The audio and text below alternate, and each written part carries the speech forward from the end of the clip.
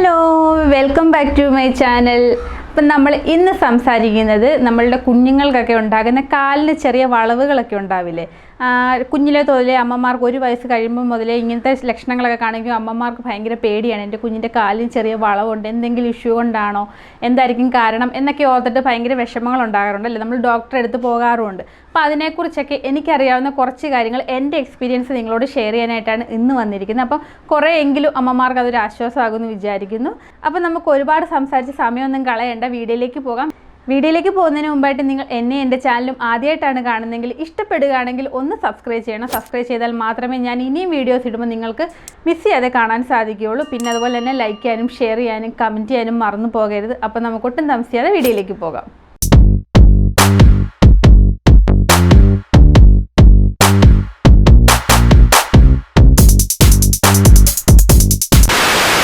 എല്ലാവർക്കും അറിയാം അല്ലേ, വെയിൽ കൊള്ളുന്നത് നമ്മുടെ സ്കിന്നിന് അത്ര നല്ലതല്ല. പക്ഷേങ്കിൽ എല്ലാ കാര്യങ്ങളും ഏതൊരു കാര്യം എടുത്താലും അതിൽ ഗുണം ഉള്ളതുപോലെ തന്നെ ദോഷവും ഉണ്ട്, അല്ലെങ്കിൽ ദോഷമുള്ളതുപോലെ തന്നെ ഗുണവും ഉണ്ട്. ഇതും ഇതുപോലെ തന്നെയാണ്. നമുക്ക് സൂര്യപ്രകാശത്തിൽ നിന്നാണ് വിറ്റാമിൻ ഡി കിട്ടുന്നത്. നമ്മുടെ ശരീരത്തിന് ഏറെ ആവശ്യമുള്ളതാണ് വിറ്റാമിൻ ഡി. കാരണം എന്താണെന്ന് വെച്ചാൽ നമ്മൾ നമ്മുടെ ശരീരത്തിലേക്ക് കൊടുക്കുന്ന കാൽസ്യം ഒക്കെ വിറ്റാമിൻ ഡി ഉണ്ടെങ്കിൽ മാത്രമേ ബോഡിക്ക് അബ്സോർബ് ചെയ്യാൻ സാധിക്കുകയുള്ളൂ. അപ്പം കുട്ടികൾക്കാവട്ടെ മുതിർന്നവർക്കാവട്ടെ ആർക്കായാലും ശരി വിറ്റാമിൻ ഡി എന്ന് പറയുന്ന ഒരു ഇമ്പോർട്ടൻറ്റ് ഫാക്ടറാണ്. പക്ഷേ സൂര്യപ്രകാശം എന്ന് പറയുമ്പോൾ നട്ടുച്ച പോലുള്ള വെയിലത്തെ ഒന്നും പോയി ഇറങ്ങിക്കൊള്ളരുത് കേട്ടോ. നട്ടുച്ച എന്ന് പറഞ്ഞാൽ 12 തൊട്ട് ഒരു 3 മണി വരെയുള്ള വെയിലാണ് സാധാരണയായി നമ്മൾ കൊള്ളരുതെന്ന് പറയുന്നത്. നമ്മുടെ സ്കിന്നിൽ ടാൻ ഉണ്ടാകാനായിട്ടും നമ്മൾക്ക് പലതരത്തിലുള്ള ഇഷ്യൂ ഉണ്ടാകാനായിട്ടും നമ്മുടെ സ്കിൻ പൊള്ളിപ്പോകാനും ചൊറിച്ചിലുണ്ടാകാനും എന്തിനേറെ പറയുന്നത് സ്കിൻ ക്യാൻസർ വരെ ഉണ്ടാകാൻ കാരണമാണ് 12 മുതൽ 3 മണി വരെയുള്ള ആ ഒരു കടുത്ത വെയിലെന്ന് പറയുന്നത്. പക്ഷേ എങ്കിൽ നമ്മൾ വെളുപ്പിനെയൊക്കെയുള്ള, അതായത് ഒരു ഇളം വെയിലെന്ന് പറയത്തില്ലേ, ഇളം വെയിൽ കൊള്ളുന്ന എപ്പോഴും നമ്മുടെ സ്കിന്നിന് നല്ലതാണ്. ആ ഇളം വെയിൽ കൊണ്ടെങ്കിൽ മാത്രമേ നമുക്ക് വിറ്റാമിൻ ഡി കിട്ടുകയുള്ളൂ. വെയിൽ കൊള്ളാതെ ഉണ്ടാകുന്ന വിറ്റാമിൻ ഡിയുടെ കുറവെന്ന് പറയുന്നതും ഈ ഒരു കാരണം കൊണ്ടാണ് കേട്ടോ. പലർക്കും ഒട്ടുമിക്ക ആൾക്കാർക്കും അറിയാത്തൊരു റീസണാണിത്. പ്രഗ്നൻ്റ് ആയിരിക്കുന്ന സമയത്തൊക്കെ നമ്മളോട് എല്ലാവരും പറയത്തില്ലേ ഇളം വെയിൽ കൊള്ളണമെന്ന്. ഇളം വെയിൽ കൊണ്ടില്ല എങ്കിൽ വയറ്റിൽ കിടക്കുന്ന കുഞ്ഞിനും അത് അഫക്റ്റ് ചെയ്യുന്നുള്ളതാണ്. പണ്ടൊക്കെ എല്ലാവർക്കും അറിയാമല്ലോ, മുണ്ടും ബ്ലൗസും ഒക്കെ ആയിരുന്നു ആൾക്കാരുടെ വേഷം. അപ്പം നമ്മുടെ വയർ ഇങ്ങനെ ഗർഭിണി ആയിരിക്കുന്ന സമയത്തായാലും ജസ്റ്റ് ഒരു തോർത്തുകൊണ്ട് മറക്കത്തേ ഉള്ളൂ. എങ്കിലും സൂര്യപ്രകാശം കിട്ടുന്നതോടെ ആ വയറ്റിൽ കിടക്കുന്ന കുഞ്ഞിനും വിറ്റാമിൻ ഡി വയറ്റിലേ നമ്മൾക്ക് കൊടുക്കാൻ സാധിക്കുന്നുണ്ട്.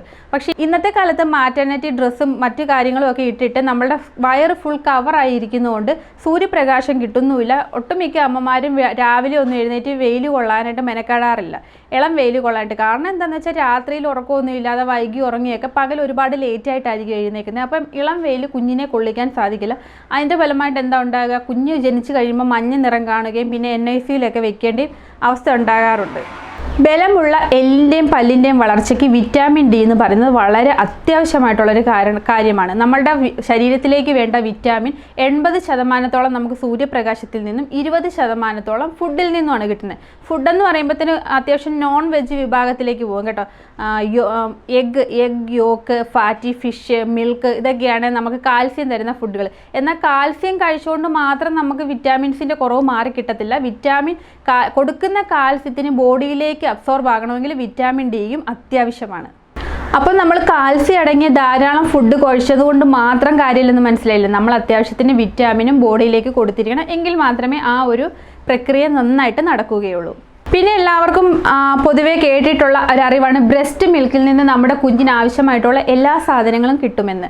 പക്ഷേങ്കിൽ അത് തെറ്റാണ്. നമ്മുടെ കുഞ്ഞിന് ബ്രസ്റ്റ് മിൽക്കിൽ നിന്ന് വിറ്റാമിനും അയണും ഒഴികെയുള്ള ബാക്കി എല്ലാ കാര്യങ്ങളുമാണ് കിട്ടുന്നത് കേട്ടോ. അപ്പോൾ അതുകൊണ്ടാണ് നമ്മൾ ഹോസ്പിറ്റലിൽ നിന്നൊക്കെ പോരാൻ നേരം, കുട്ടി ഉണ്ടായി പോരാൻ നേരം ഡോക്ടേഴ്സ് ഒരു തുള്ളിമരുന്ന് വിറ്റാമിൻ D3 കൊടുക്കണമെന്ന് പറഞ്ഞ് തരും. 1 മാസത്തേക്കാണ് തരിക. ആദ്യത്തെ ഒരു ബോട്ടിൽ തരും. ചിലപ്പോൾ അവർ എഴുതി തരത്തുള്ളായിരിക്കും, പുറത്തുനിന്ന് വാങ്ങിക്കണം. അല്ല എങ്കിൽ ചിലപ്പോൾ നമുക്ക് തന്നു വിടുമായിരിക്കും. വിറ്റാമിൻ D3 കൊടുക്കണമെന്ന് പറഞ്ഞു വിടാറുണ്ട്. അപ്പം നമ്മൾ അത് ഓരോ തുള്ളി വെച്ച് 1 ml വെച്ച് നമ്മളിത് കുഞ്ഞിന് കൊടുക്കുകയും ചെയ്തിട്ടുണ്ട്. കാരണം എന്തുകൊണ്ട്, ബ്രസ്റ്റ് മിൽക്കിൽ നിന്ന് ഈ സാധനങ്ങളൊന്നും കിട്ടാത്തതുകൊണ്ടാണ് നമ്മൾ എക്സ്ട്രാ ഇത് കൊടുക്കാനായിട്ട് ഡോക്ടർ പറയുന്നത്. അപ്പോൾ ഈ വിറ്റാമിൻ ഡി നമ്മൾ കുഞ്ഞിന് കൊടുത്തില്ല എങ്കിൽ നമ്മൾ മുടക്കം വരുത്തിയാൽ തീർച്ചയായിട്ടും കുഞ്ഞുങ്ങൾക്ക് കാലിനൊരു ചെറിയ വളവ് പോലത്തെ ഇഷ്യൂസ് ഒക്കെ ഉണ്ടാകും കേട്ടോ. അപ്പോൾ അതിന് ഉദാഹരണമാണ് എനിക്ക് അങ്ങനെ സംഭവിച്ചിട്ടുണ്ടായിരുന്നു. ഞാൻ ഡിസ്ചാർജ് ആയി പോരാൻ നേരുന്ന സമയത്ത് ഒരു ബോട്ടിൽ തന്നിട്ടുണ്ടായിരുന്നിട്ട് ഇത് 1 ml വെച്ച് ഡെയിലി കൊടുക്കണമെന്ന് പറഞ്ഞു വിട്ടു. അവിടെ വേറെയും പേഷ്യൻസും കുട്ടികൾസും ഒക്കെ ഉള്ളതുകൊണ്ടായിരിക്കാം, അല്ലെങ്കിൽ അവർ ഒരുപാട് വേറെ കാര്യങ്ങൾ കാര്യങ്ങളും നോക്കണ്ടേ. അപ്പോൾ അതുകൊണ്ടായിരിക്കും. എന്നാൽ എനിക്ക് എൻ്റെ ഫസ്റ്റ് ഡെലിവറി ആയതുകൊണ്ട് എനിക്ക് ഇതിനെപ്പറ്റിയൊന്നും കൂടുതലായിട്ട് അറിയില്ലായിരുന്നു. ഞാൻ റിസർച്ച് ഒന്നും ചെയ്തിട്ടില്ലായിരുന്നു. അപ്പോൾ എനിക്ക് അറിയത്തില്ലായിരുന്നത് കൊണ്ട് ഞാൻ ആ ബോട്ടിൽ വീട്ടിൽ കൊണ്ടുവന്ന് 30 ദിവസം കംപ്ലീറ്റ് കൊടുത്തു. 30 ദിവസമായപ്പോൾ 30 ml ഒരു ബോട്ടിലായിരുന്നു. കറക്റ്റ് അത് കഴിഞ്ഞു. ഞാനത് മാറ്റി വെച്ചു, പിന്നെ കൊടുത്തില്ല. 1 മന്തോളം അങ്ങനെ പോയി.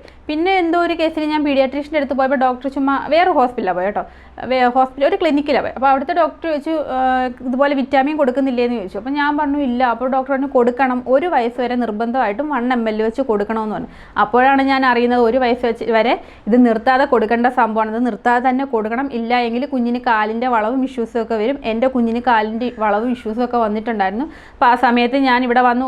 അവനൊരു 7-8 മാസം ആയപ്പോഴത്തേന് പതിയെ നടക്കാനായിട്ടൊക്കെ ശ്രമിച്ചു തുടങ്ങിയായിരുന്നു. 1 വയസ്സായപ്പോൾ കംപ്ലീറ്റ് ആയിട്ട് നടക്കുന്നുണ്ടായിരുന്നു. പക്ഷേ കാല് വളഞ്ഞിട്ടായിരുന്നു ഉണ്ടായിരുന്നത്. അപ്പോൾ എനിക്ക് ഭയങ്കര ടെൻഷനും പേടിയായിരുന്നു. ഞാൻ ഇതുപോലെ തന്നെ ഓടിപ്പോയി ഡോക്ടറെ കാണിച്ചു. അപ്പോൾ ഡോക്ടർ പറഞ്ഞു ചെറിയൊരു വളവ് കാണുന്നുണ്ട്, അപ്പം ബ്ലഡ് ടെസ്റ്റ് ചെയ്യാമെന്ന് പറഞ്ഞു. ബ്ലഡ് ടെസ്റ്റ് ചെയ്തപ്പോൾ വിറ്റാമിൻ കറക്റ്റ് ലെവലിലാണ് നിൽക്കുന്നത്, അങ്ങോട്ടും ഇല്ല ഇങ്ങോട്ടും ഇല്ല, കറക്റ്റ് ലെവൽ. അപ്പോൾ ഡോക്ടർ പറഞ്ഞു കറക്റ്റിലാണ് നിൽക്കുന്നത്, എന്നാലും വിറ്റാമിൻ D3 മരുന്ന് കൊടുത്തോളുക. അപ്പോൾ ഡോക്ടർ ഒരു മരുന്ന് സജസ്റ്റ് ചെയ്തു, അവിടുത്തെ ഹോസ്പിറ്റലിൽ നിന്ന് തന്നെ ഞാൻ വാങ്ങിച്ചു. അത് 1.5 ml വെച്ച് കൊടുക്കാൻ പറഞ്ഞു. അതായത് 1.25 വയസ്സായപ്പോഴാണ് ഞാൻ കാണിച്ചിട്ടുണ്ടായിരുന്നത്. പിന്നെ അത് കഴിഞ്ഞ് പിന്നെ എനിക്ക് പിന്നെയും ഒരു സംശയം ഉണ്ടായിരുന്നു, ഡയപ്പർ വയ്ക്കുന്നതുകൊണ്ടാണോ എന്ന്. അപ്പം എല്ലാവർക്കും സംശയം കാണുമായിരിക്കും, ഡയപ്പർ കണ്ടിന്യൂസ് വെച്ചാലും ഇങ്ങനെ വളഞ്ഞു പോകുന്നു. പക്ഷേ അപ്പോൾ ഡോക്ടർ പറഞ്ഞു ഡയപ്പർ ഫ്രീക്വൻ്റ് ആയിട്ട് മാറ്റാറില്ലേ, നമ്മൾ അങ്ങനെ നിറഞ്ഞ് തൂങ്ങി കിടക്കുന്നില്ല, അത് തന്നെയല്ല ഡയപ്പർ അങ്ങനെ വെച്ചാൽ ഇങ്ങനത്തെ ഇഷ്യൂസ് ഒന്നും വരില്ലടോ എന്ന് ഡോക്ടർ തർപ്പിച്ചു പറഞ്ഞു. ശരി ഓക്കെ. അപ്പം എക്സ്പേർട്ടായ നല്ലൊരു പീഡിയാട്രീഷ്യനാണ് പറഞ്ഞത്. പിന്നെ എങ്കിലും എൻ്റെ ഒരു പേടി സംശയം കൊണ്ട് ഡോക്ടർ വീണ്ടും എന്തോ ചെയ്യൂ, ഓർത്തോപീഡിയാക്കിന് എഴുതി ഈ കുട്ടിയുടെ കാലം സ്കാൻ ചെയ്ത് നോക്കാനൊക്കെ പറഞ്ഞു. അപ്പോൾ ഡോക്ടറെ കാണിച്ചു. ഡോക്ടർ നോക്കിയിട്ട് സ്കാൻ ചെയ്തപ്പോഴും യാതൊരു പ്രശ്നങ്ങളും ഇല്ല. 1.5 ml വിറ്റാമിൻ D3 കൊടുത്താൽ മതി. മുട്ട പാല് പോലുള്ള ഫുഡുകളൊക്കെ നന്നായിട്ട് കഴിക്കുക, പിന്നെ ഇളം വെയിലും കൊള്ളിക്കുക, അപ്പം നന്നായിട്ട് മാറുമെന്ന് പറഞ്ഞു. അങ്ങനെ ഇപ്പം 1.5 വയസ്സ് കഴിഞ്ഞു. അവന് നന്നായിട്ട് ചേഞ്ച് ആയി എന്നുള്ളതാണ്. കാരണം നമ്മൾ വേറെ ഒന്നും ചെയ്യേണ്ട ആവശ്യമില്ല. നമ്മൾ വീട്ടിൽ തന്നെ കൊണ്ടുവന്നിട്ട് ഇതുപോലെ സൂര്യപ്രകാശം ഏറ്റവും നമുക്ക് ഫുഡിൽ നിന്നും എല്ലാത്തിൽ നിന്നും ഏറ്റവും കൂടുതലായിട്ട് ഞാൻ പറഞ്ഞില്ലേ 80% സൂര്യപ്രകാശത്തിൽ നിന്നാണ് നമ്മുടെ ഈ കുഞ്ഞുങ്ങളുടെ വിറ്റാമിൻ ഡിയുടെ കുറവ് മാറിക്കിട്ടുന്നത്. അപ്പം ഇളം വെയിൽ നന്നായിട്ട് കൊള്ളിക്കുക. പിന്നെ ബാക്കി നമ്മൾ ഇതുപോലെ തുള്ളിമരുന്നും ഫുഡുകളും ഒക്കെ കൊടുക്കാനായിട്ട് ശ്രദ്ധിക്കണം. നിങ്ങളപ്പോൾ ആദ്യമേ മുതലേ ശ്രദ്ധിക്കണം കേട്ടോ. ഇങ്ങനെ എന്തെങ്കിലും 1 വയസ്സൊക്കെ കഴിയുമ്പോൾ തൊട്ടേ കാലിന് എന്തെങ്കിലും ചെറിയ വളവോ പ്രശ്നങ്ങളൊക്കെ ഉണ്ടെങ്കിൽ നോക്കണം.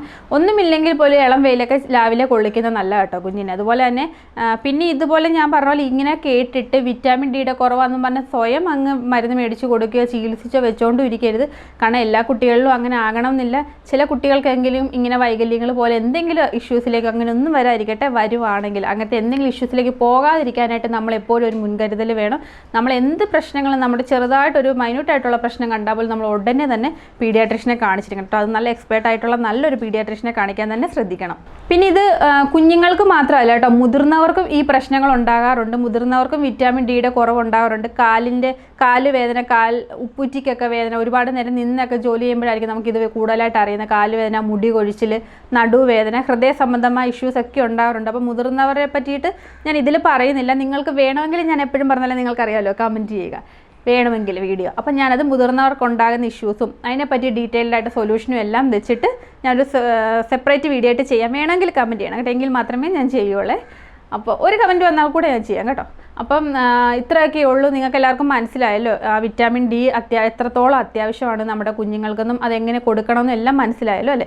അപ്പം ഒരുപാട് കമൻറ്റ്സ് ഒക്കെ ഞാൻ കണ്ടിട്ടുണ്ട്. FBയിലൊക്കെ കയറുമ്പോൾ ഞാൻ കണ്ടിട്ടുണ്ട് ഓരോ അമ്മമാർ പോസ്റ്റ് ചെയ്ത് എൻ്റെ കുഞ്ഞിനിങ്ങനെ കാലിന് വളവ് കാണുന്നത് എനിക്ക് ഭയങ്കര ടെൻഷൻ ആവുകയാണെന്നൊക്കെ പറഞ്ഞ് ഒരുപാട് കമൻറ്റ്. അപ്പോൾ അവർ എത്രത്തോളം വിഷമിക്കുന്നുണ്ട്, എത്രത്തോളം പേടിക്കുന്നുണ്ടെന്ന് എനിക്ക് മനസ്സിലാകും. അതുകൊണ്ടാണ് ഞാൻ ഇങ്ങനെ ഒരു വീഡിയോ ചെയ്യാൻ തന്നെ കാരണം. എനിക്കറിയാവുന്ന കാര്യങ്ങളാണ് ഞാൻ നിങ്ങളോട് ഷെയർ ചെയ്തിരിക്കുന്നത് കേട്ടോ. അപ്പോൾ നിങ്ങൾക്ക് എല്ലാവർക്കും യൂസ്ഫുള്ളായി, ഇഷ്ടപ്പെട്ടു, എൻ്റർടൈനിങ് ആയെന്ന് വിചാരിക്കുകയാണ്. ഇഷ്ടപ്പെട്ടിട്ടുണ്ടെങ്കിൽ ഞാൻ എപ്പോഴും പറയുന്നത് ലൈക്ക് ചെയ്യാനും ഷെയർ ചെയ്യാനും കമൻറ്റ് ചെയ്യാനും പിന്നെ ഒരിക്കലും മറക്കരുതാത്ത കാര്യമാണ് സബ്സ്ക്രൈബ് ചെയ്യാനായിട്ട്. സബ്സ്ക്രൈബ് ചെയ്താൽ മാത്രമേ ഞാൻ ഇനിയും വീഡിയോസ് അപ്ലോഡ് ചെയ്യുമ്പോൾ നിങ്ങൾക്ക് കാണാനും എനിക്കും അതൊരു പ്രചോദനമാകുകയുള്ളൂ. അപ്പോൾ എന്നെ ഇത്രയും പേര് കാണാനിരിക്കുന്നുണ്ടല്ലോ, ഇത്രയും പേർക്ക് എൻ്റെ വീഡിയോ വേണമല്ലോ എന്നുള്ളൊരു സന്തോഷവും എനർജിയൊക്കെ എനിക്കും കിട്ടുള്ളൂ. അപ്പം എല്ലാവരും ഒന്ന് സബ്സ്ക്രൈബ് ചെയ്യുക. അപ്പോൾ നിങ്ങൾക്ക് യൂസ്ഫുൾ ആണ്, എൻ്റർടൈനിങ് ആണ്. നെക്സ്റ്റ് വീഡിയോയിൽ കാണാം.